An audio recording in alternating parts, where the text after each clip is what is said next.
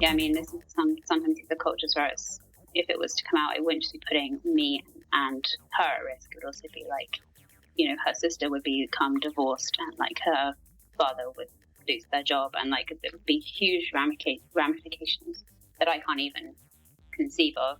But you have to be really mindful about it and what you're doing. Welcome to Normalizing Non-Monogamy, the podcast where we interview incredible people from across the entire spectrum of non-monogamy to hear their fascinating stories. We strive to bring guests on the show who have a healthy approach to non-monogamy. However, it's important to remember that everyone does it a little bit differently, and the views and opinions expressed by our guests do not necessarily reflect our own. Additionally, we produce this show for entertainment purposes only. Please be aware that we aren't doctors or therapists. Consult a medical professional for anything regarding your health that you might learn about on the show. Enjoy! Welcome to episode 66. We're Finn and Emma. How about them dope jams? I know, it was dope. Some fresh beats. We, as you may have noticed, have new music this week, and it was sent actually to us from a listener from episode 54. Shout out to Mike. Wasn't a listener, he was the person interviewed. Why do I have my headphones? I don't know, it's bugging me though. I can't concentrate because you have your headphones in. I have no idea why, I'm not even listening to anything. I know. So anyway, thank you to Mike for sending that in. It was awesome. And we also just wanted to say that if you were also thinking about sending us music, you're still welcome to do so. We aren't monogamous in the music department. We're looking to mix it up a little. Yeah, no, we're just looking to try out some new jams, I guess. And beats, they're beats. Beats, and see what sticks, I guess. So if you have an idea, definitely reach out, let us know. Today, this interview is with Claire. Yep. Claire, who is fascinating. Yeah, she reached out to us via the email, which you can do as well via the website. Yes. normalizingnonmonogamy.com. Okay. Claire is a professional humanitarian aid worker who specializes, it's a tough one, who specializes in emergency response to natural disasters. She spends most of her time when she's not in England in sub-Saharan or Eastern Africa, learning and exploring new languages and multiple polyamorous relationships. Yeah, she's also an academic author and speaker and focuses on the intersections between ethics and aid. We did not read any of this from her blurb that she sent us. I was going to say, she did send us a blurb, but we injected our own flair. Yes. She is awesome, and we were super impressed by her ability to navigate a polyamorous relationship style while also traveling so much and learning all of these new languages. I also just want to say, all the people who say communicating in a polyamorous relationship is so difficult, I'm not mocking you, but I'm just saying she does it in languages that you didn't even know existed until you listened to this. Yep. So, no more calling the wambulance. It's pretty impressive. So anyway, enough of that. Thank you to her. We're excited to share the interview in a hot second. Before we do, we have a couple of trips to take. Where are we going, Emma? What did we win today? This coming weekend, we're going to Atlanta Poly Weekend in June 7th and 9th, and we're super excited about that. We've been talking about it for a while now. And mainly excited because there's a pool party with pizza. Yes, that's true. And we have free giveaways. Yeah, we got tons of condoms from One Condoms. We'll talk about them in a hot second. I said hot second twice in this. I got to mix it up. You do got to mix it up. But one of the other people that will be there this weekend reached out to us. Yeah, they're a speaker, and they actually came on the show a couple of weeks ago. Yeah, we interviewed them last week. We interviewed them last week, and they had some time-specific information that we needed to share with everybody.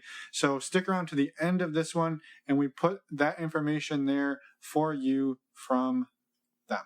Yes, and their name is Co-Creation. Just in case you're curious, check them out. Now, we're also heading west on the Oregon Trail. That's true. Are we going to really take the actual Oregon Trail out there? I'm hoping we don't have to ford any rivers or die of dysentery. Let's hope not. I hope our ox doesn't die. Ugh. Anyway, tell them why we're going out on the Oregon Trail. from June 25th to July 1st, we will be in Portland, Oregon, and we will be attending the World Domination Summit, which we're super excited about. It is not non-monogamy related. However, it is a super badass conference, and if you're interested in going or just in the area, we wanted to let everyone know that we will be there. Yeah, a quick reading from their website, one sentence, bear with me. Says, as adventurers from all walks of life, our mission is to create a remarkable community that helps each person pursue their own dreams. Yes. So we're going to pursue our own dreams. Exactly. It's a series of meetups and networking and talks and just lots of awesome goodness. Yeah, the conference, for anybody who's never heard of it, was organized originally about 9 years ago by a gentleman named Chris Guillebeau. He's an Arthur. He's actually a Chris, not an Arthur. Yeah. He's an author of books such as The Art of Nonconformity, The Happiness of Pursuit, Born for This, and a few others. He's traveled to every country on the planet. So he's a pretty amazing guy himself. Put together this amazing group of people. So if you happen to be in the area, let us know. Yeah. We will be there all week. We can't wait. We have exciting conferences this month. Yep. June is the month of conferences. Okay.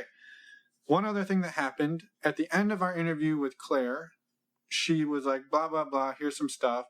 And then it happened to be some really cool information about One Condoms. Yeah. Which, if you want to get 10% off, you can use the offer code Emma at checkout to get 10% off both my one and One Condoms. But first, listen to this. Yeah, what happened, Claire? I heard about One Condoms from you guys, and I mentioned it to my partner. They checked it out. He is fucking hung. Yeah, you said fucking hung. That's what you said.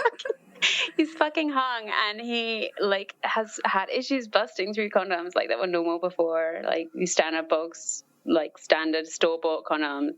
So moved on to One Condoms, and no broken rubbers and no pregnancies and no scares and just happy protected sex. So thank you. Yay! Hey, and hopefully a lot more comfortable. Yes, I can imagine, especially now everything fits. Yes. Perfect. And so just really quick to follow up on what Claire said, you don't have to be fucking hung to use my One Condom.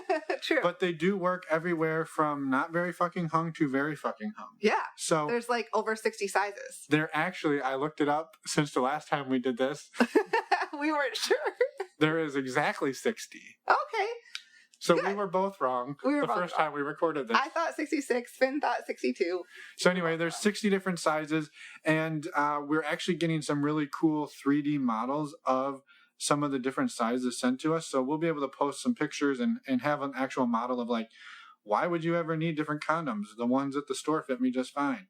We'll have more information on that later. Let's go to oh no. You can find the links to my One or One Condoms on our website, normalizingnonmonogamy.com or nnmpodcast.com under the resources page. You can also contact us there. We love to hear from any of you. Leave us a voicemail or write us an email, please. Thanks. That's it. Now on to Claire. Welcome, Claire, to Normalizing Non-Monogamy. We've been trying to make this one happen for a little while as well, as always, because we were traveling. So thanks for your patience. And no worries, thank you. Yeah, you're a seasoned world traveler yourself. So maybe for anyone, including ourselves, who doesn't know too much about you, can you maybe give a little background on why you reached out and what you're doing here? Yeah, sure. So I identify as solo poly. I know you get a lot of couples on here because I've been listening for a long time. But I'm solo poly, and I kind of relationship anarchy. Those are kind of the labels that I use, I guess. I work in my day job, if you like, because I organize emergency response programs for natural disasters. So I travel around quite a lot, which means that I have a very eclectic dating background, which I think is interesting. And recently I was given a new label by a friend of mine, which I had not heard before. It probably formed on this subreddit somewhere, which was a pollinator. Yeah. And, which is, for anybody who doesn't know, how do you define pollinator? I think I would define it as somebody who regularly comes in contact with others, forms a relationship which might be sexually intimate or not. And in that dynamic, you are the first experience that person has had of anything outside the mononormative culture. So I got given that by a friend, not someone I was like dating. And I don't know, it just kind of stuck with me, and I thought it was very interesting. So I'm now writing a research paper on that and started a podcast off the back of that, and I think it's an interesting idea. So we're going to see where it goes in my research, but I don't know if you guys have had a pollinator on before, so I thought I would reach out and say hi. Hello? Well, yeah. I don't know that we've had one who identifies as it, but I think it's finally fun to have one. So, well, did you want to plug the name of your podcast in the, or do you want to wait on that for now? Or is it up and running at the moment? We have the 3 taster episodes out, and then we are working on, we finished like the full part 1. We are basically let's plug it now.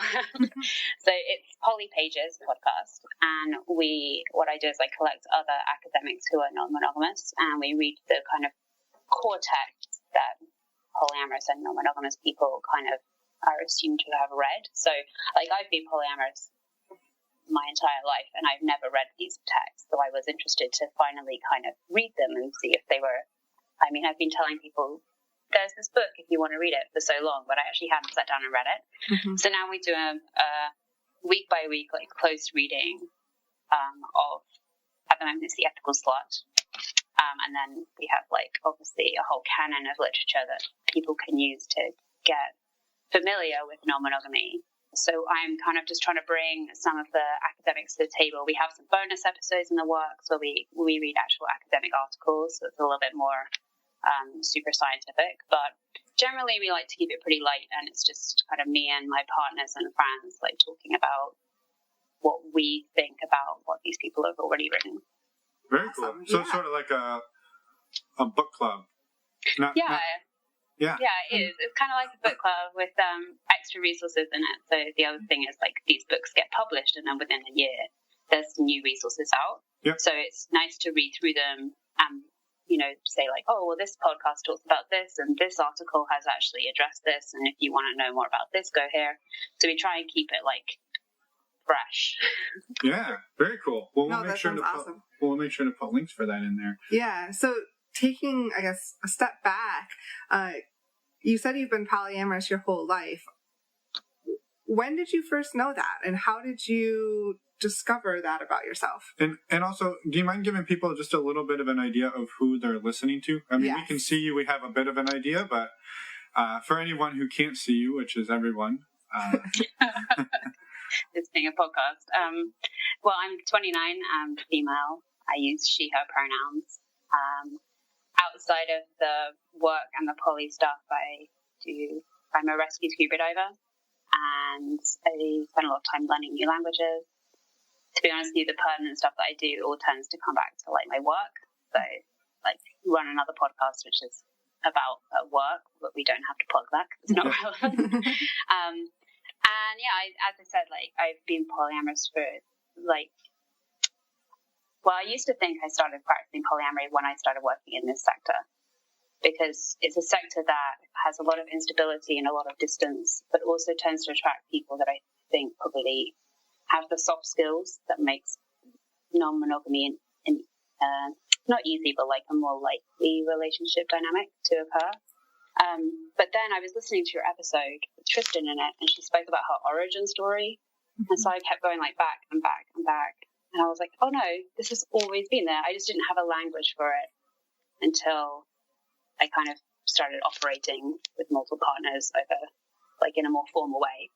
Like even before I had like any idea what sex was, I was imagining like multiple partners could like, I don't know, come to dinner, or like it would not be strange if there was several people around me to like give me comfort.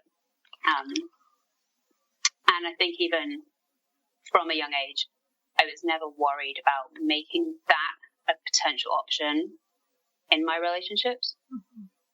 So like when I was 16 was my first boyfriend, and but my first person I was dating that had a penis, so to be as inclusive as possible. And the inevitable discussion of like sex came up. And I had had sex before with people with a vulva, but I hadn't had sex with anyone with a penis. And I said like, well, I don't really want to do that. And I was 16, so it's quite young here at least. Mm-hmm. And he was like, well, if I don't have sex, I think I might cheat on you. Which I now realize is a really horrible thing to say. And obviously, if you're listening to this and you're that young and someone says that, then just dump him. But my immediate response was like, well, I think if that's something you want to do, then you should just go and do it.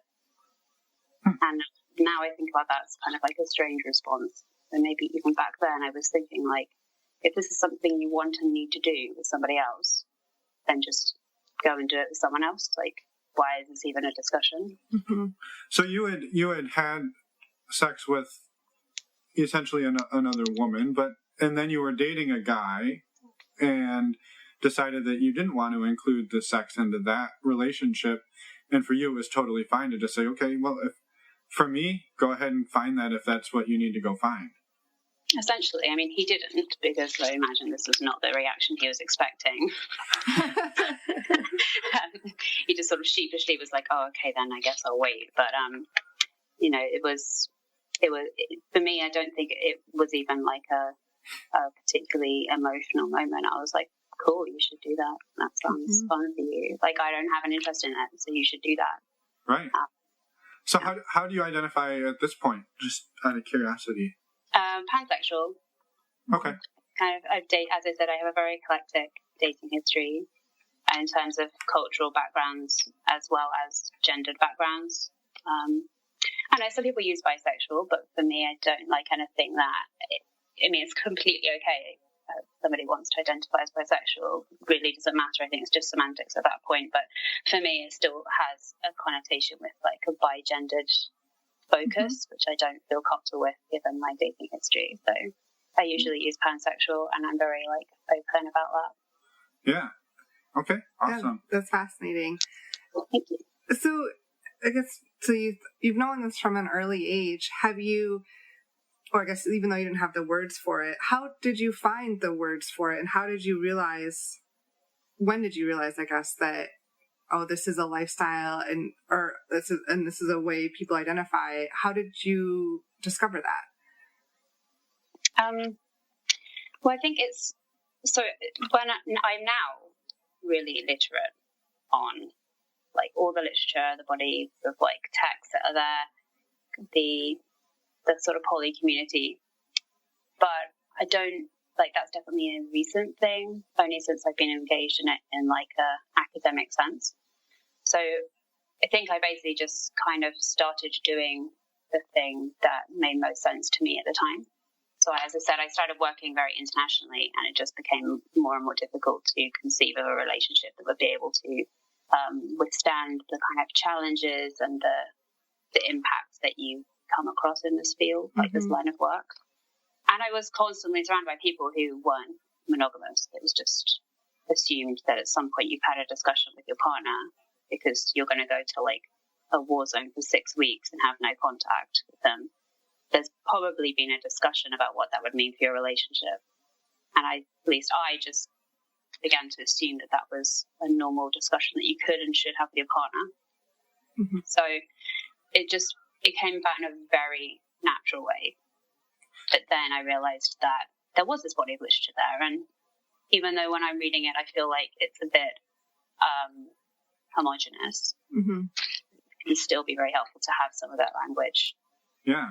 Well, I guess, it makes me curious. So it almost seems like your line of work, it really fit with sort of what you discovered about yourself back at age 16. And then it was you found yourself in a situation over and over again where it seems like the people in that field were sort of almost non-monogamous out of necessity in a sense. And I guess maybe that's not to paint everybody in the international humanitarian field as polyamorous or relationship anarchists, but I can imagine it does happen. I mean, almost as maybe out of a coping mechanism and out of you're in these situations and you're bonding together, and they're not easy situations. Exactly. I guess, can you speak on that a little more about how you sort of, the realizations that kind of started to happen as you started to see this happening more and more. Yeah, I mean, I definitely can't speak for everyone, and no one would want me to. We're all very opinionated. I'm sure they would hate that. But it's so what happened for me was that starting this career was kind of a turning point for everything. It meant that I no longer needed even to own more than a bag's worth of clothing. It really was like a turning point. Now I look back on so many things. When I actually started in the field, I was in a monogamous relationship. And within about 3 months, we realized this is a huge dynamic change for us. And we had a very productive conversation, which in the end we decided to dissolve the relationship. It was super amicable. But after that, I was like, I'm going to put this out there every time. I'm coming to stay there for, let's go to a country for 6 months.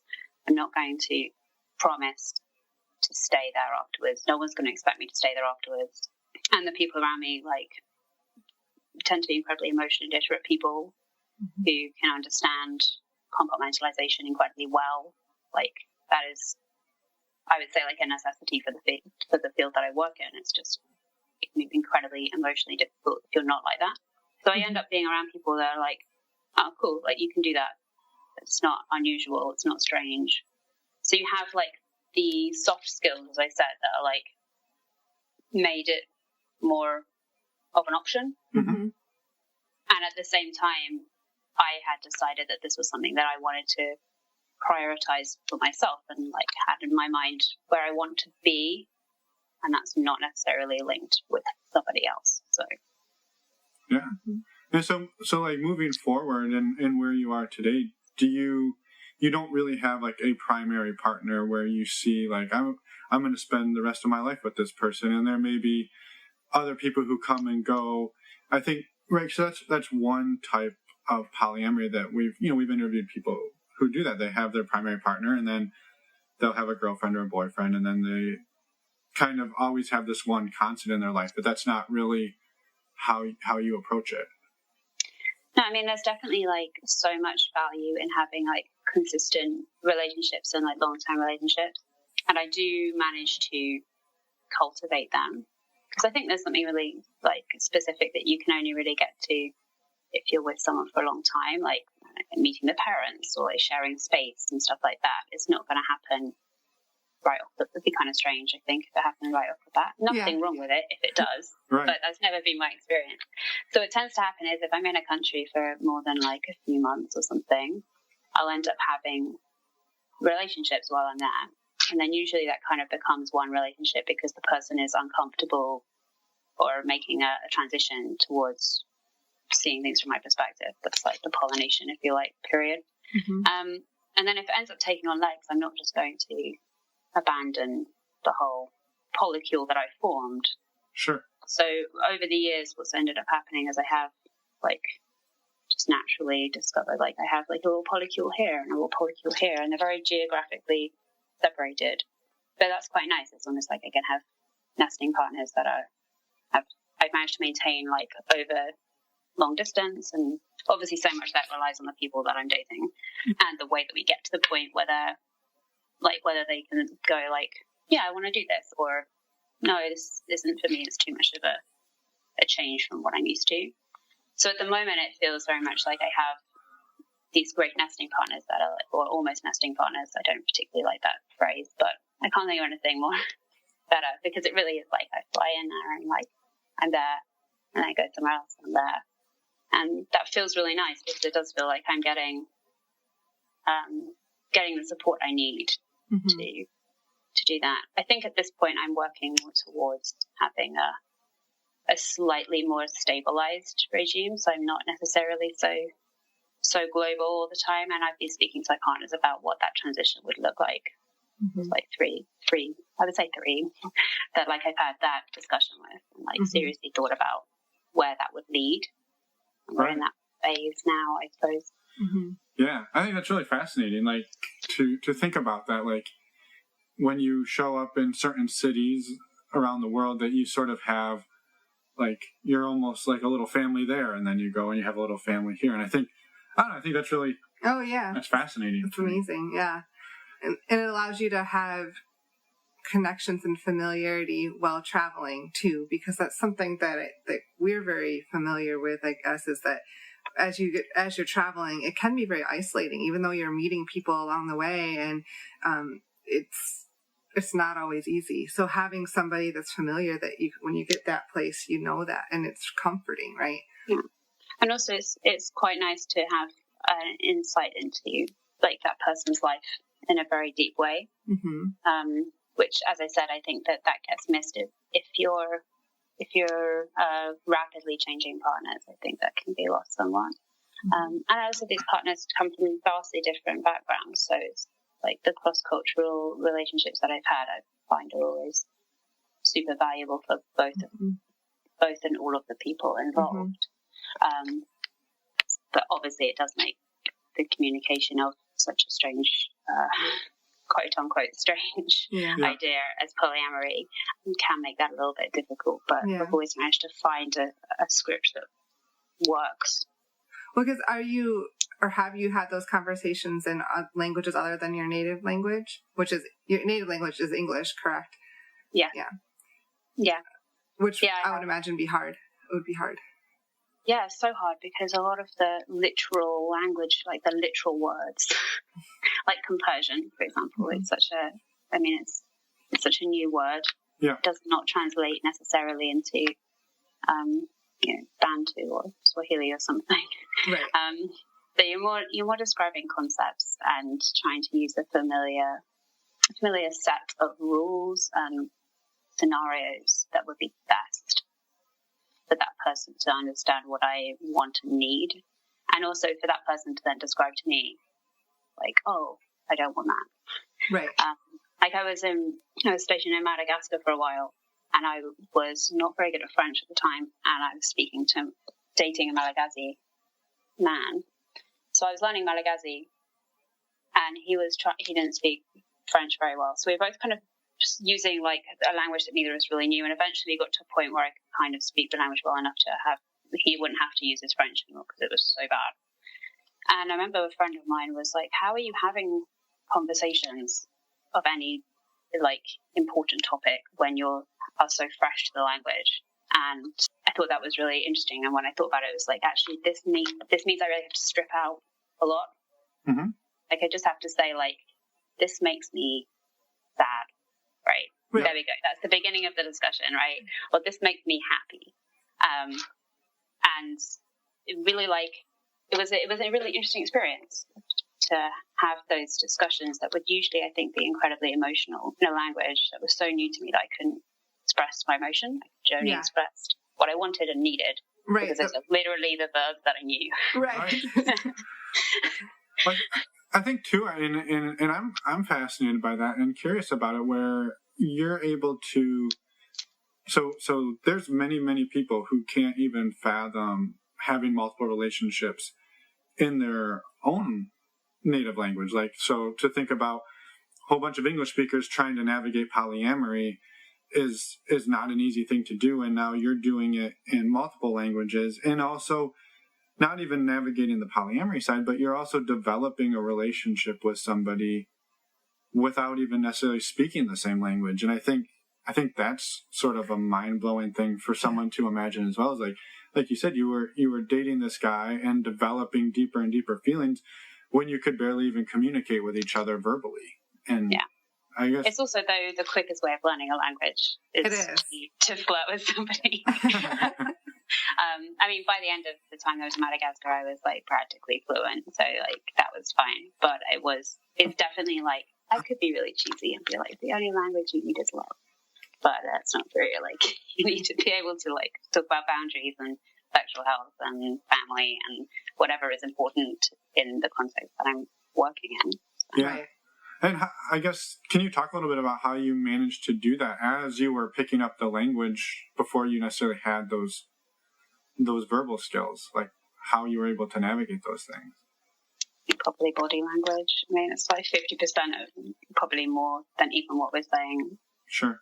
To people that are like speaking the same language as us. I mean, often there's been some kind of like like their second language might be my second language or something, which has smoothed some of the edges. So I end up often mixing my languages together. Weirdly. That's actually more probably because I just haven't got a firm enough grip on anything to be completely fluent. So I'm like, throw in a French word, it'd be fine. I don't know. But yeah, I think body language is important, but obviously these are things that require you to sit down and like be super patient about. I mean, like these are not quick conversations that you can have, like, I don't know, on the ride home from Burning Man or whatever, right? Like this is like, I'm having to come to the table, and like we might even need to have someone else there because of like the cultural, because of, I don't know, a language barrier, which would be helped by having your friend there. But then, do you want to have your friend there? And yeah, well, I think you also just touched on something that I was curious about too, which is, I imagine you've come up against places where what your relationship style is not culturally accepted, and is that something you've had to navigate around, and how have you done that? When you're also a foreigner coming into these places too, that can sometimes you can be judged for not being from locally. Yeah, I mean, you've hit on like it's massively difficult.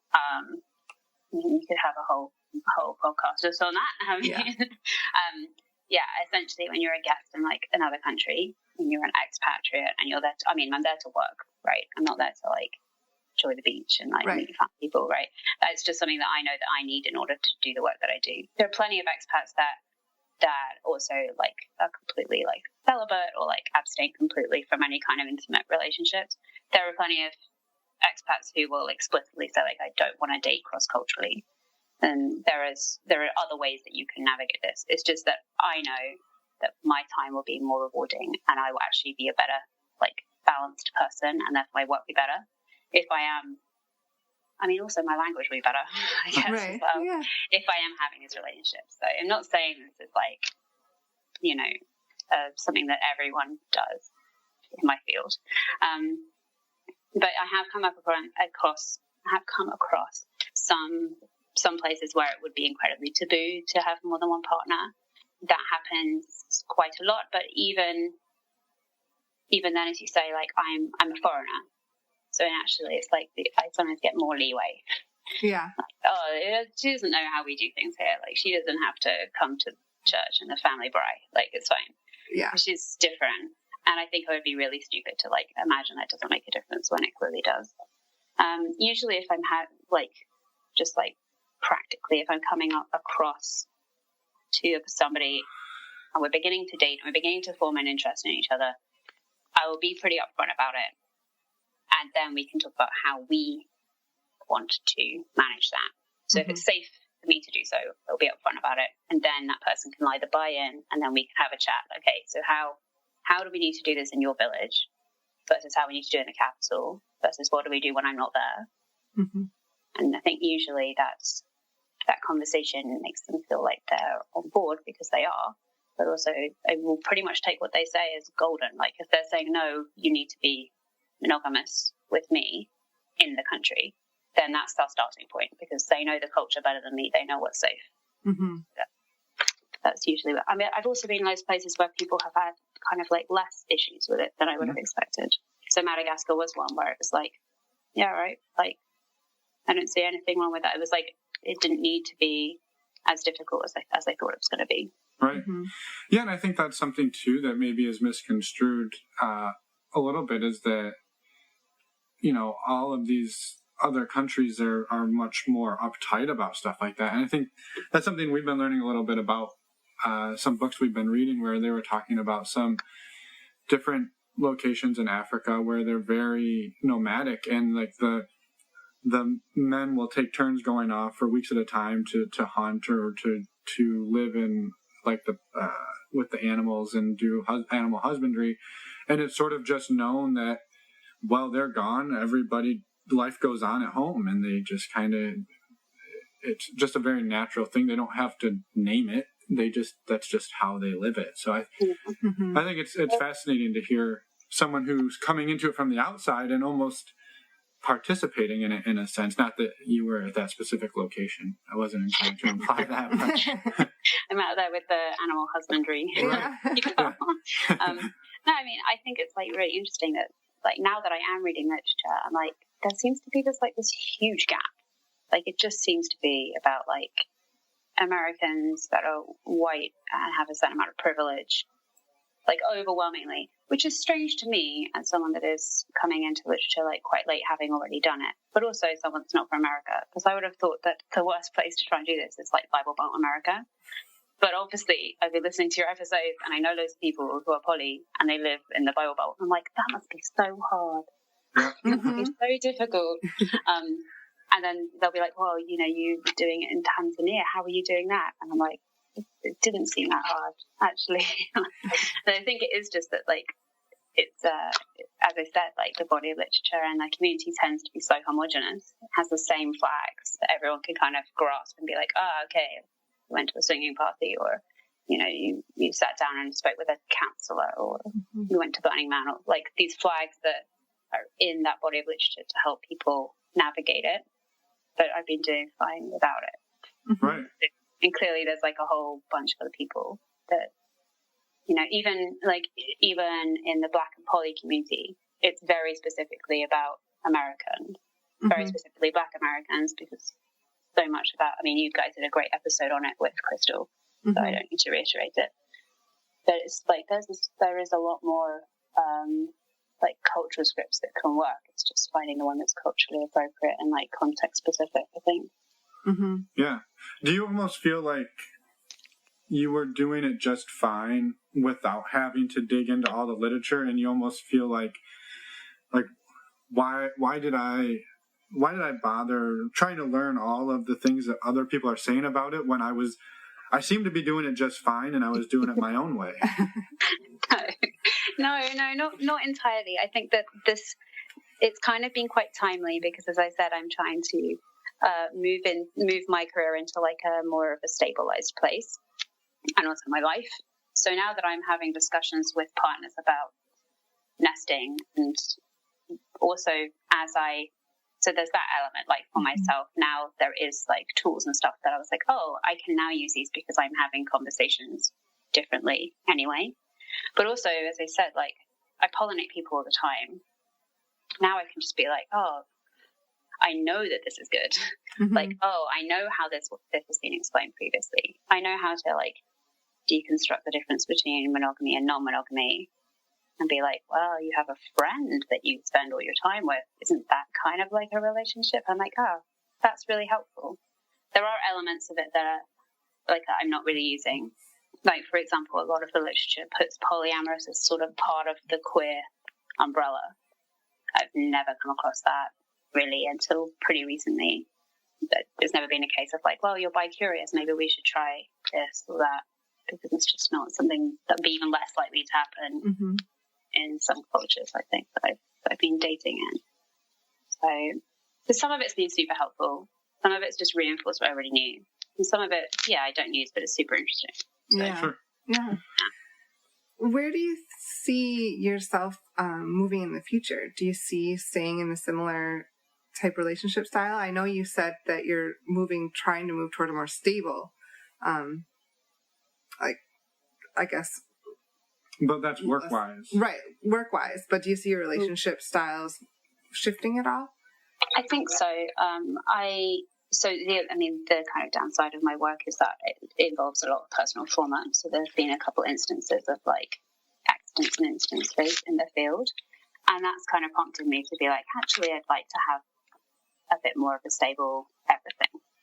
So I'm having discussions with probably like 2 partners. I mean, I'm still dating both, like all people individually, like still dating. So, I mean, it started out with more partners I was having this discussion with.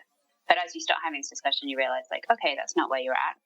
That's fine. We'll just keep dating, or we'll just transition this into a friendship place or whatever.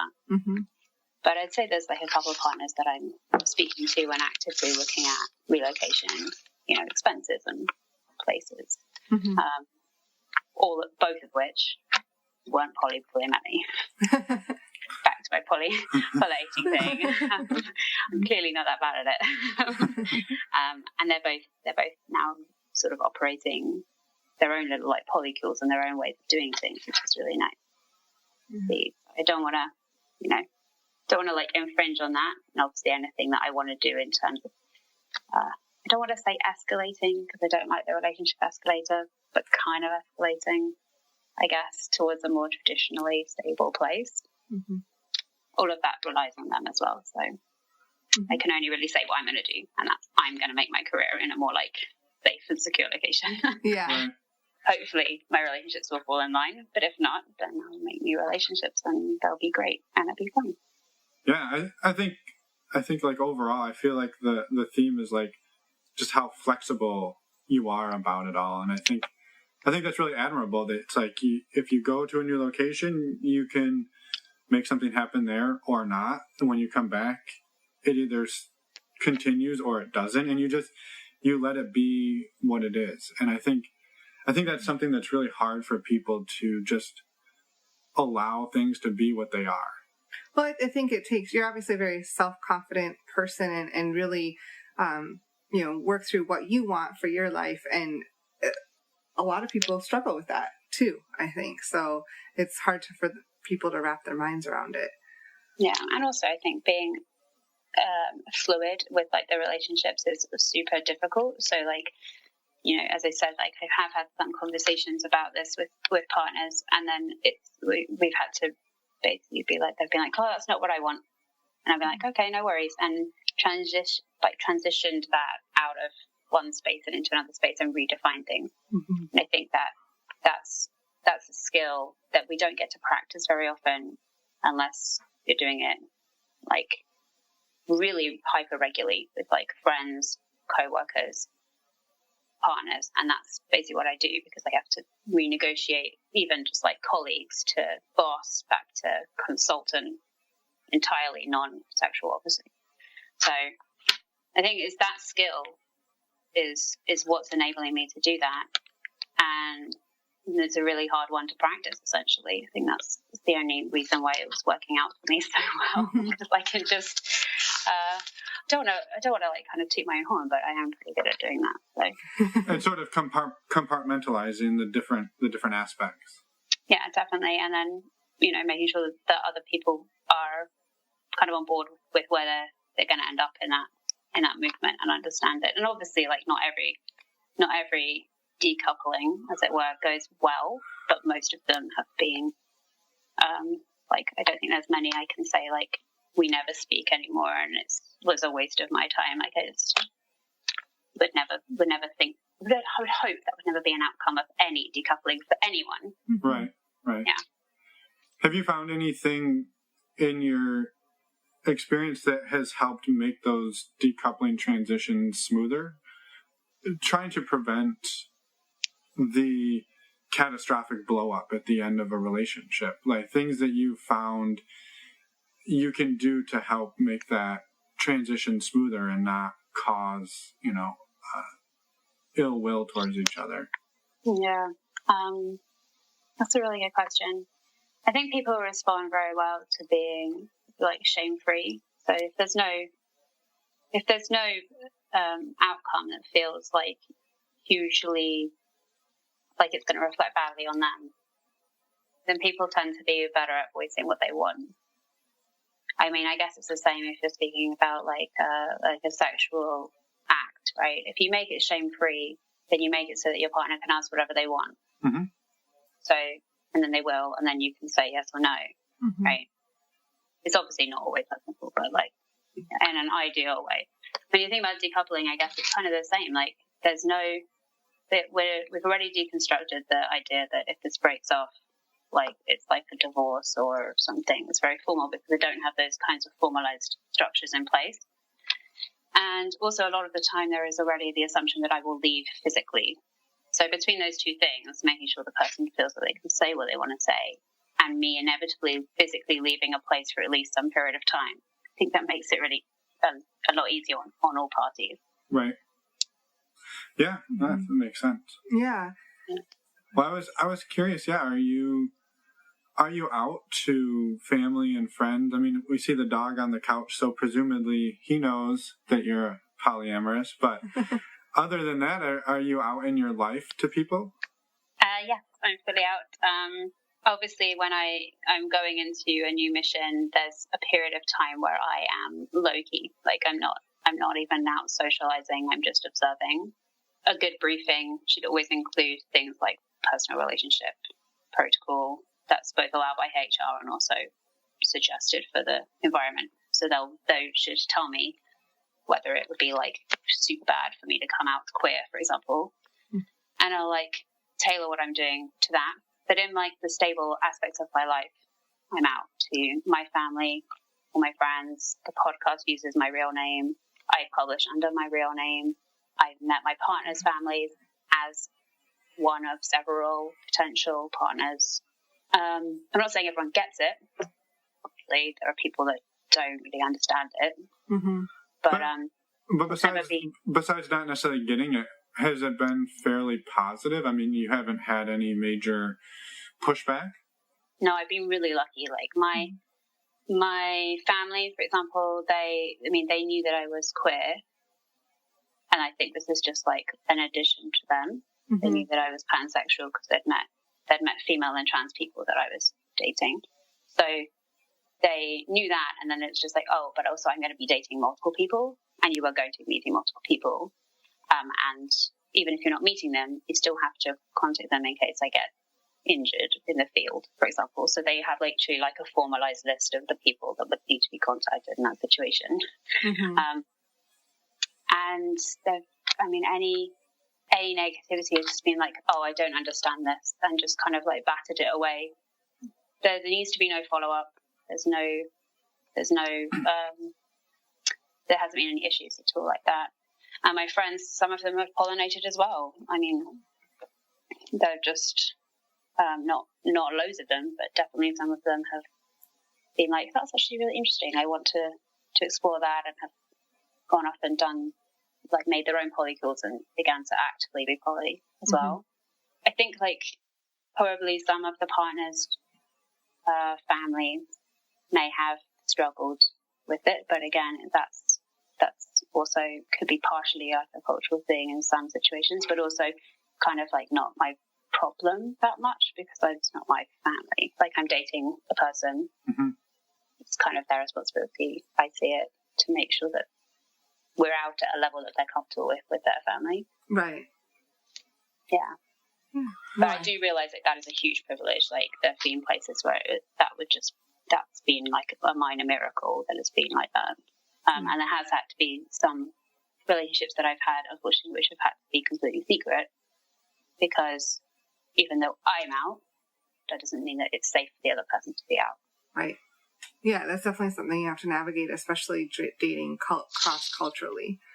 Yeah, I mean, this is sometimes the cultures where if it was to come out, it wouldn't just be putting me and her at risk. It would also be like, her sister would become divorced, and like her father would lose their job, and like there would be huge ramifications mm-hmm. that I can't even conceive of.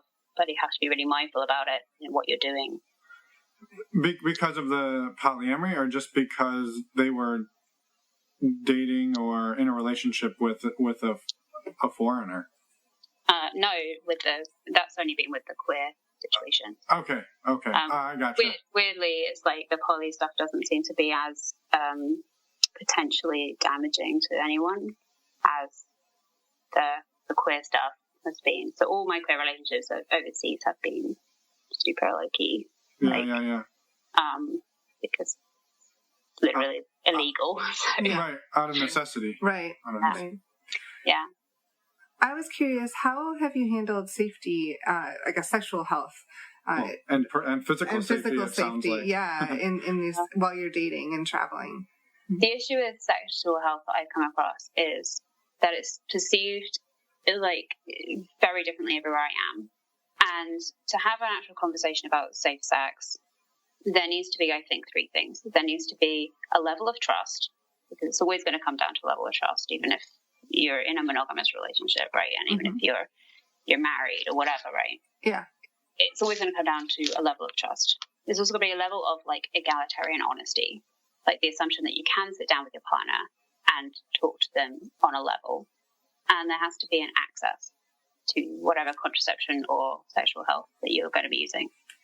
And the reality is, like, those three things are, like, there are certain socio and economic, like, weight behind those things. Like, not everyone has access to contraception, and definitely not everyone has access to contraceptive education. Mm-hmm. So often I'm having to fall sometimes into the position of, like, also educating my partner about things like condoms and STIs and physically going to get tested with them. In my ideal world, that's what I would do. I would, like, test with my partner, physically being there with them, make sure they understand everything. 3 months later, test again, and then begin to negotiate a difference in contraceptive use. But that's just realistically, that's a huge activity to, like, engage with someone on that. Mm-hmm. On that topic. It's much easier, I think, to just be like, either we're not going to be having sexual relations, or you're going to be using this, and I get to decide that. And I get tested like super regularly. I get tested like every 3 months, and I'm, like, very upfront about it with my partners. So that would be, like, the foundation for everyone that I'm dating. Once I'm with a partner and they are, like, long-term, so the partners that I've been speaking to about becoming a bit more serious.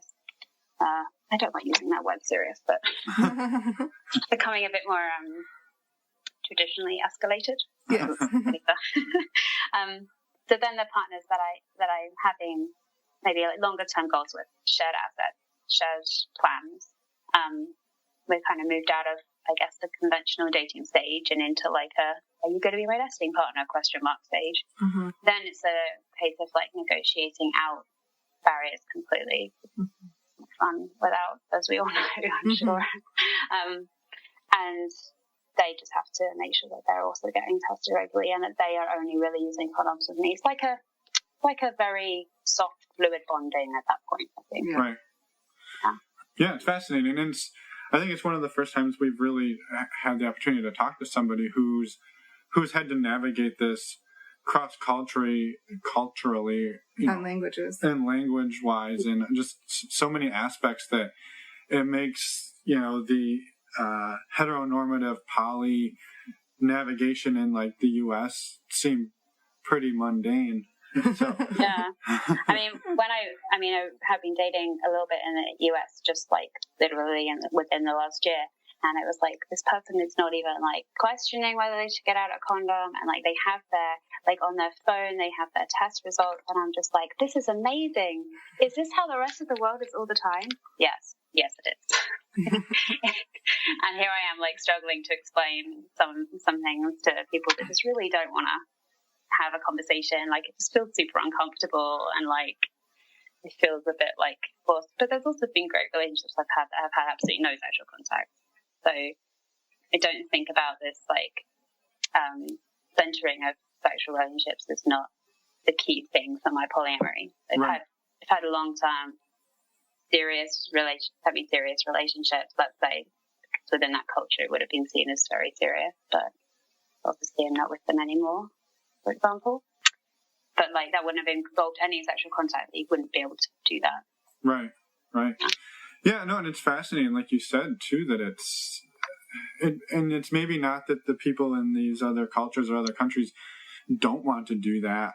It's that they may not even know about it, right? It's not even a thing that happens in their community or their village or wherever they are. It's a totally foreign concept. And so having to broach that concept mm-hmm. is... Condoms are pretty ubiquitous everywhere I've been. Sure. But things like getting, like, for example, syphilis is very widespread in Madagascar, mm-hmm. but I don't think I've ever had a conversation about syphilis in the UK. So, like, obviously, I can get a HIV test for, like, literally no money at all in Malawi, but, like, it would cost me literally hundreds of dollars in the States. Mm-hmm. So it's not always that the places that I've been stationed that might be considered to have less access actually do. Right. I think more often than not, it's the access to the like the ways to have those conversations might be missing, or like the specific method or contraception that I want to talk about might be missing. Like, I mean, basically, I'm coming into a relationship and being like, I need to describe this thing to you. And in some cultures, it's going to work, and in some cultures, it's going to be more difficult. But it's a conversation we need to have. Right. Yeah. Yeah, it's fascinating. No, it is, and I think it's really helpful for other people to hear too. So I have a question on the lighter side of things, because it's a heavy conversation. So we've just come off of roughly a year of traveling, and we know the hilarity of mistakes that we can make just in communication, talking with people. I imagine that maybe gets taken to a new level when you start introducing relationships and sex and all these different things. And I guess, is there a standout maybe blooper that was sort of like something that happened that you're like, only while I'm here doing this thing that I'm doing, like, just, I don't know. I know we've had enough on our own that didn't involve sex or relationships while traveling. That Can you think of one? I can think of one almost every day. Where did yours happen? Where did your blooper happen? Oh, geez. Traveling bloopers? I mean, not translating signs properly. Yeah, the big not understanding traffic patterns. A lot of it involved, so many navigating things. Traffic and signs and in other languages. Yeah. Hammock. Oh yeah, we were trying to find a hammock. No. We were trying to find basil. We were trying to find basil. And the Spanish word for basil is albahaca or albahaca. Albahaca. And it sounds very similar to hamaca, which is hammock. We went on this whole goose chase for what we thought was basil, and it turned out that they were really telling us how to find hammocks. It was pretty funny. Did you buy a hammock? Not that time. But you did leave with a hammock. That's the important thing. We did. Okay. I'm trying to think of one that's similarly lighthearted and fun. Okay, this is a good one. So in Malawi, it would be very strange for women drive and everything, but I just think it's a bit unusual for the woman to drive when there's a man in the car, especially the man's Malawian. So sometimes I go and pick up my friends or a partner, and I would just naturally get out of the car and get into the car, and he would drive wherever we're going. And it's kind of small. We're a long ways to the capital of Malawi, and it's pretty small. And we would kind of end up going to the same hood a lot of the time. And then later, a completely different situation I was on foot in the market, and I met someone who I would see regularly when we were out driving. And he was like, "Oh, where's your driver?" And I was like, "No, that's my partner." And he was like, "Oh, you can drive?"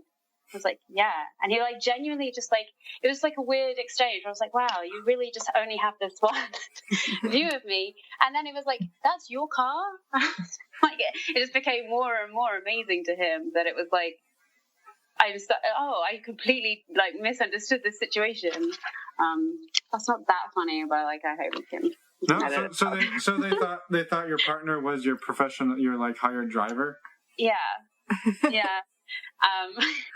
And also thought that it wasn't my car, it was his company car or something. That was the natural thing. And then he was like, "And you can drive? Oh my god, this is just getting more and more crazy."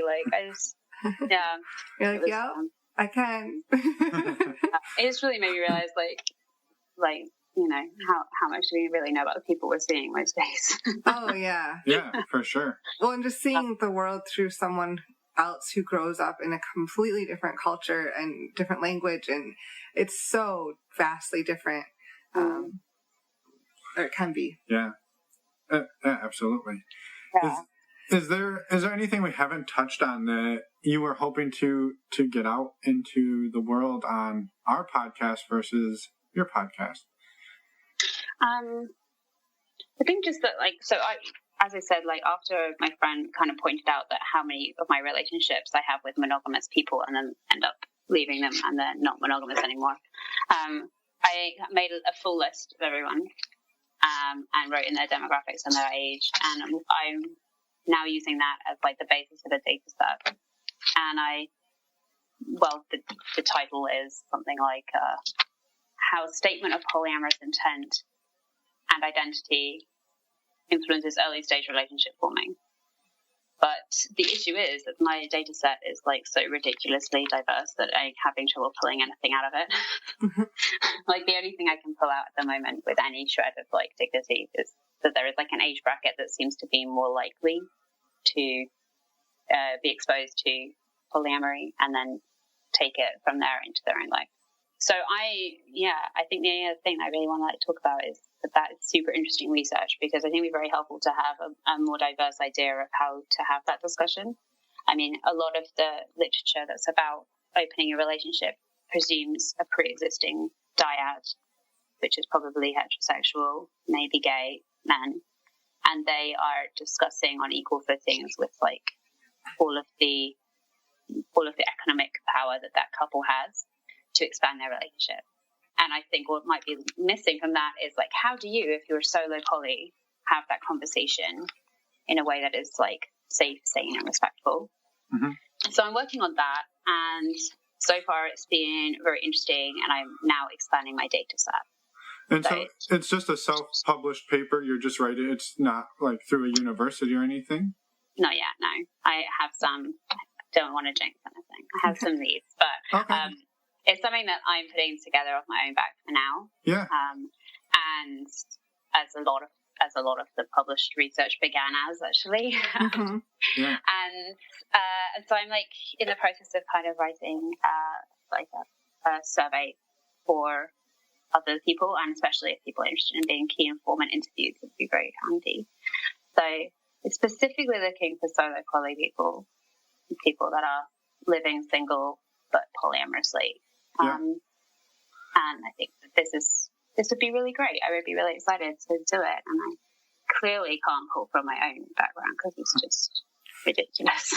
Yeah, well, so you're going to send us the link for the survey, correct? In a way for people to contact you, so anyone who's listening and wants to help out in any way can reach out to you. Mm-hmm. Is that? Yeah, and if they don't feel comfortable going through you guys, they can just follow you on Instagram. Probably it's not super formal yet, so. Yeah, well, we'll put the information in the show notes so they can go directly to you, and they don't have to talk to us at all. I was going to say though, I think it's fascinating that your own data,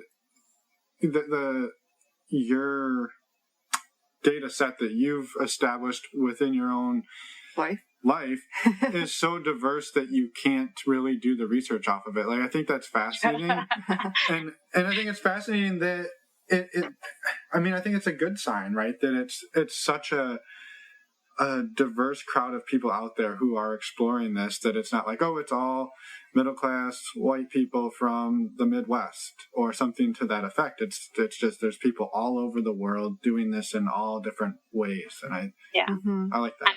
I mean, also, like, across the gender spectrum as well has been, like, I would love to, I mean, obviously all the demographics are interesting, but I have a sneaking suspicion that straight people are not the people that are probably solo the most. Right. That's just a hunch, but that's my hunch. And I'm also thinking, so I'm disabled. I'm deaf in one ear, not like heavily disabled or physically disabled, but disabled. And I would be interested in, like, seeing if there is like a subset of the community that's like hearing impaired, or specifically hearing impaired for my own use. But also they got me thinking, like, I don't think I've ever read a paper that was talking about the way that disability interacts with the polyamorous lifestyle. I mean, you'd think that it would be like a positive interaction, right? Because I think people that are polyamorous actively, they tend to be talking a lot about like consent and boundaries and how to like physically make things happen. I mean, even if you just think about the logistics of like a threesome, I mean, like, you know, people tend to be like really committed to making sure that things get done. Mm-hmm. So I would hope that it would be like a super positive interaction, but I've like yet to meet another disabled solo poly person. Well, let's see if we can change it. Yeah. The call out. If you're interested in helping out, definitely reach out. And so I mean, unless there's something else major, Claire, maybe we let you go. I know it's a little later on your end of the planet than ours. And it's 9:15. So we can let you past my bedtime. Right? Well, we'll let you get to bed, and we will be in touch, and we'll get all the information up so people can contact you in the show notes. And we'll be in touch, and maybe we do it again. Yeah, well, and thank you so much for reaching out. I think that the whole point of our podcast, wanting to start this podcast, was to talk to a diverse range of people. And I feel like we got that from talking to you. Like, that's what we wanted, to get different perspectives that we just don't have the experience. So thank you. And it only happens when people do reach out. So, right. So thank you. Yeah, thank you guys so much for getting to chat with me. It was so much fun. Yeah, absolutely. Well, I have a hunch it won't be the last time. So I feel like you say that to every guest. Yeah, but we're starting to make it happen now. We're on the coming back around loop. So yeah, keep me in your roster. I think it'll be fun. Yes, absolutely. Well, have a wonderful evening, and we'll talk soon. Okay. Thank you. Bye, guys. Bye. And we're back. We are back. Thank you to Claire for taking the time to talk with us, and for coming on the show, and hopefully for coming on the show again in the future. Yeah, we had a really fun time talking to her, and since we actually travel a lot too, we felt like we really could relate to some of what she talked about. So at the top of the show, we mentioned there was some information from Co-Creation that needed to be shared. So really quick, we will share that time-sensitive information. We will let them tell you what they need to say. Yeah, right now.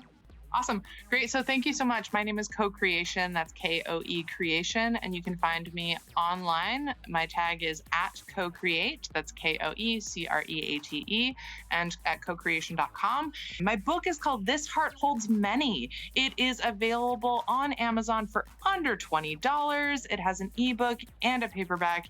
And if you are going to be in Portland, Atlanta, Austin, or Albuquerque in the next month, I am going to all of those places. I will also be seeing you fine folks at Atlanta Poly Weekend. So excited. I'll be teaching and doing signings there. So all this information can be found at cocreation.com and online. So thank you. And thank you. Yes. It was like we had to break, but no one heard it. No one heard it. And their interview will be published later this summer, so be on the lookout for that too. Yeah, it was an awesome interview, so thank you to them for that. And what do we got? Next week, Donna and Alex. 2 listeners reach out to us via email. Awesome people. Yeah, they're awesome. Their story is one of fun for the ages. Yes. I don't know. What do you say? I don't want to give away too much. You said the Florida joke last time. I know. This is the second time we recorded this intro outro because we had a goof up. Yeah. And we made some jokes about them moving. Basically, here's what happened. He said in the interview, they moved to Florida because they didn't like being cold, but when they moved there, they refused to move in to anywhere that was gated and had old people because they didn't want to seem like they were old. So they're basically doing the retiree thing. They're still working, and they just don't want to be old, so they moved in with a whole bunch of young people, and now they're swinging. They got sick of winter, so they moved south. That was the basis. I'm sick of winter, too. It's fucking June, and it's still winter. Why we have a fucking fire burning because it's so cold. Damn it. All right. Enough of your negativity. Let's go. You need to be more positive. We'll see you in Atlanta, or we will see you next week. Ciao. Bye, everyone.